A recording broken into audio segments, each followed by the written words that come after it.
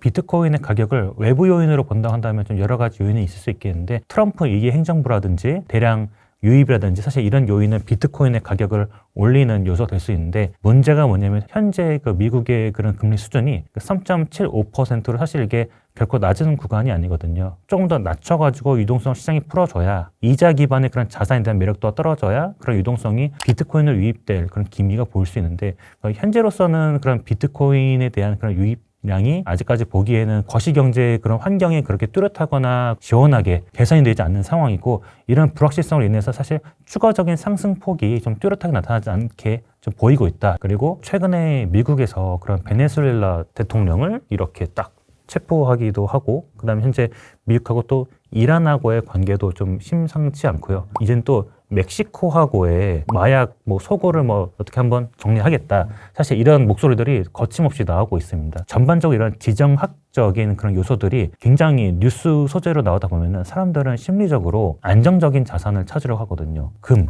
아니면 달러, 국채. 그러다 보니까 사실 이런 지정학적 안정성이 아까 말씀드린 고금리 기조와 같이 그런 거시경제 환경하고 맞물리면요. 비트코인이 유리한 소재는 아닙니다. 그러다 보니까 현재로서는 일종의 그런 트럼프 행정부의 약간 좀 그런 도발적인 그런 모습들이 사람들로 하여금 조금 안전자산을 찾고자 하는 심리를 자극할 수 있는 거예요. 그래서 어떻게 보면 트럼프 행정부랑 트럼프 일가가 비트코인에 대해서 우호적인데 한편으로 그런 지정학적인 갈등을 유발되거나 좀 유발할 수 있는 그런 주체가 되기 때문에 양쪽 양날의 칼 같아가지고 현재 비트코인의 그런 가격에 대해서 그걸 둘러싸고 있는 거시 경제적 환경, 추가적인 가격 상승을 제한하는 좀 요소라고 좀 할 수 있겠습니다. 그런데 제 생각이 그렇습니다. 트럼프 행정부는 일단은 패권을 좀 쥐고 싶은 생각이 강한 것 같습니다. 사실 미국의 국방력이 어마무시하잖아요. 그런 국방력이 세상에 전 세계에는 그 정치를 좀 주도하거나 영향을 줄 수 있는 영향력이거든요. 또 한편으로는 달러 패권도 쥐고 싶어 해요. 경제수단, 무역수단, 거래수단이잖아요. 사람들이 또 인기 전통적으로 오래 있었던 그런 수단인데 국방적인 측면의 패권은 외교나 정치랑 연관이 있다면은 달러 패권은 경제나 무역하고 관련이 좀 돼 있다. 그런데 아까 말씀드린 게 트럼프 행정부가 지정학적인 불안정성을 일으키지만은 또 한편으로는 비트코인이 우호적이다. 양날의 칼이라고 말씀드리긴 했지만은 궁극적으로는 양쪽 패권을 모두 쥐고 싶어 할 거예요. 무슨 말이냐면은 지정학적인 요소를 좀 유발시키거나 아니면 개입을 하다가도 적정한 시점에서는 또 디지털 금이라고 비유할 수 있는 비트코인에 대한 주도권을 또 주고 싶어 하고 왜냐하면 비트코인이 됐든 스테이플 코인이 됐든 관련 법안 규제나 이런 거는 미국이 주도하는 게 상당히 많고 트럼프 행정부가 굉장히 그 배경으로 꼽히고 있거든요. 그러니까는 양적 무기를 다 쥐고 있다가 자기가 필요할 때는 국방이나 외교 패권을 좀 쓰는 거로 생각이 되고 또 본인들이 필요할 때는 비트코인도 좋고 달러 패권 이런 거를 좀 노리기 위해서 많은 약간 두 장의 카드를 갖고 쥐락펴락하는 모양새를 보이고 있는 것 같고 사실 이거는 비단 비트코인뿐만 아니라 미국 같은 경우는 그 스테이블 코인의 공시화 규제 요건을 담은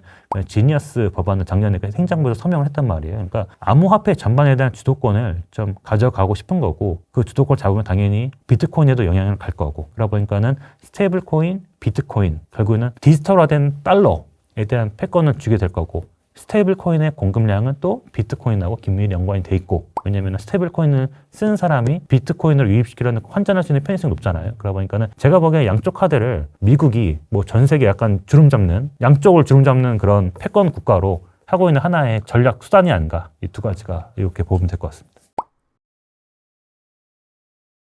다양한 그런 경제 지표들이 있지 않습니까? 금리가 됐든 환율이 됐든 달러가 됐든 다양한 그런 지표가 나올 수 있는데 두 가지 가장 직접적인 그런 지표를 꼽자면은 제 생각엔 조금 미국의 그런 이자 그러니까 특히 실질 이자를 볼 수 있겠습니다. 이거는 명목이자에서 그 인플레이션을 제외한 뺀 개념인데 금리가 인상된다고 한다면은 이자 기반의 자산의 매력도가 높아지겠죠. 대표적으로 미국 국채인데 사실 이게 전통적이고 안정적이고 사실 미국이라는 나라가 망할 리는 없지 않겠습니까? 단기적으로 하다 보니까 사람들이 장단기 국채의 매력도가 높아지면은 금리를 믿고 많이 투자하려고 할 거예요. 사람들이 그리고 쉽사리 이거를 팔지 않으려고 하기 때문에 사실 금리 인상하다 보면은 비트코인으로 갈 수 있던 그런 유동성 유입이 그런 단기 국채라든지 안정적인 자산으로 쏠릴 수 있다. 이자를 지급하는 왜냐하면 이자 지급은 높은 금리에 기반하고 있으니까요. 다만 금리가 인하가 된다. 인하되면은 더 이상 내가 예를 들어서 국채에 투자하려고 하는데 더 이자가 높지 않네 그러면은 사실 이 이자 수익보다 내가 예측할 수 있는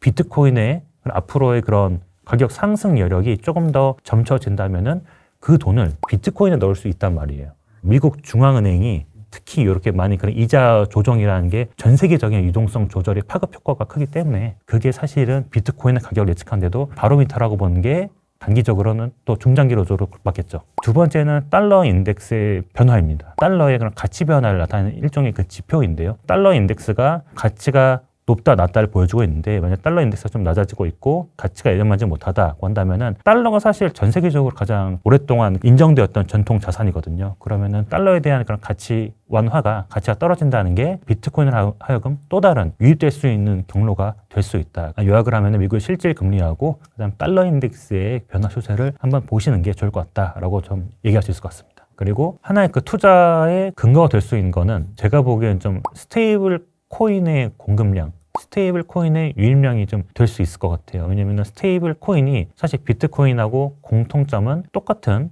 그런 암호화폐 기반일 수도 있고요. 사람들이 그럴 수 있습니다. 은행 가서 내가 달러를 환전하거나 달러를 보유하고 사실 이거를 비트코인이나 스테이블 코인을 한번 거쳐서 자산을 환매해서 바꾸려면 얼마나 이게 고단하겠습니까? 그런데 스테이블 코인하고 비트코인 같은 경우는 사람의 스마트폰 안에서 손바닥 위에서도 편하게 환매하고 교체할 수 있는 그런 수단이 될 수 있단 말이에요. 그래서 스테이블 코인의 유입이 상당수 몰리게 되면은 활용도가 높아지고 사실 우리나라도 요즘에 좀 그런 국면이 많이 보이고 있지 않습니까? 그런 스테이블에 대한 코인의 공급량이 유입량이 쫙 늘어날 때 오히려 그게 비트코인의 그런 유입량으로도 이어질 수 있는 지표가 될 수도 있겠다. 다만 이 부분은 조심스러운 거는 전 세계적으로 스테이블 코인에 대한 그런 법안이라든지 그러면 유통이라든지 뭐 발행이라든지 공시 요건이 아직은 설익은 부분도 좀 많기도 하고 특히 우리나라 같은 경우는 약간 더 갈 길이 남아있기 때문에 우리나라 입장에서는 약간 좀 조심스럽게 볼 필요가 있고요. 해외에서 보면은 스테이블 코인의 그런 유입량을 사실 암호화폐 전체 생태계를 본다는 그런 시각으로 보는 게 좀 투자자 입장에서는 좀 더 유익하겠다라고 저는 생각합니다.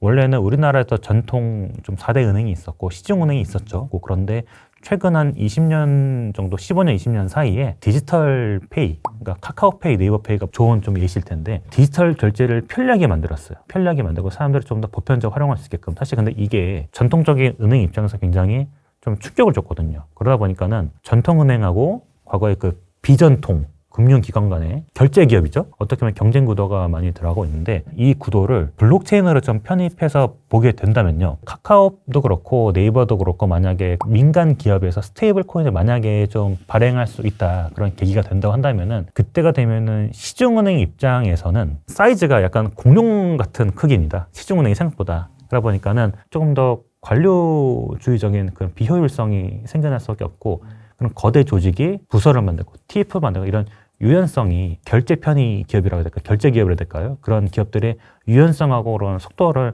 따라잡는 게 또 쉽지 않을 수 있거든요. 그러니까 제가 무슨 말씀을 좀 제가 드리냐 하면은 그건 블록체인이라는 네트워크에 주목을 갖게 된 거는 산업 구도 자체가 또 재편되는 그런 계기가 될 것이고 개인 입장에서는 조금 더 투명하고 검증 가능한 이런 신뢰를 나타낼 수 있는 뭐 블록체인 기반 그런 거래 수단에 좀 더 관심을 좀 많이 갖게 될 거다. 그래서 요거는 전통 금융기관하고 비전통 금융기관 간의 그런 경쟁 구도가 또 재편될 수 있는 하나 계기가 될 것이다. 그리고 애당초에 비트코인의 그런 전체 공급량이 중장기적으로 이게 제한되는 방향으로 좀 설계가 된 알고리즘이 좀 있거든요. 무슨 말이냐면은 이게 언젠가는 사람들이 좀 거래를 하다 보면은 같은 물량을 갖고 오도 더 높은 가격을 부를 수도 있다. 수요 곡선이 이렇거든요. 보통 그럼 이렇게 돼 있습니다. Y축, X축이. 그러면은 가격이 높으면은 수량이 적어져요. 가격이 낮아지면은 수량이 이렇게 되거든요. 많아지거든요. 이 시스템이에요. 탄력성이라는 거는 탄력성이 많다. 그럼 이거를 이 곡선을 이렇게 하면요. 조금만한 가격 변화에도 수량이 팍팍 뛰어요. 이쪽으로. 그런데 반대로 이거를 비탄력적이라고 하거든요. 탄력적이지 않아요. 이러면요. 가격이 조금 내리잖아요. 그러면은 요 Q 있죠. 이게 수량이 움직이잖아요. 난 조금만 사고 싶은데 조금만 더 사고 싶은데 가격이 확 뛰는 거예요. 무슨 말이냐면은 비트코인이 이렇게 될 수 있다는 얘기예요. 그러니까. 왜냐면은 공급이 제한되어 있으니까 가격을 조금만 변동을 해도 튀게 된다.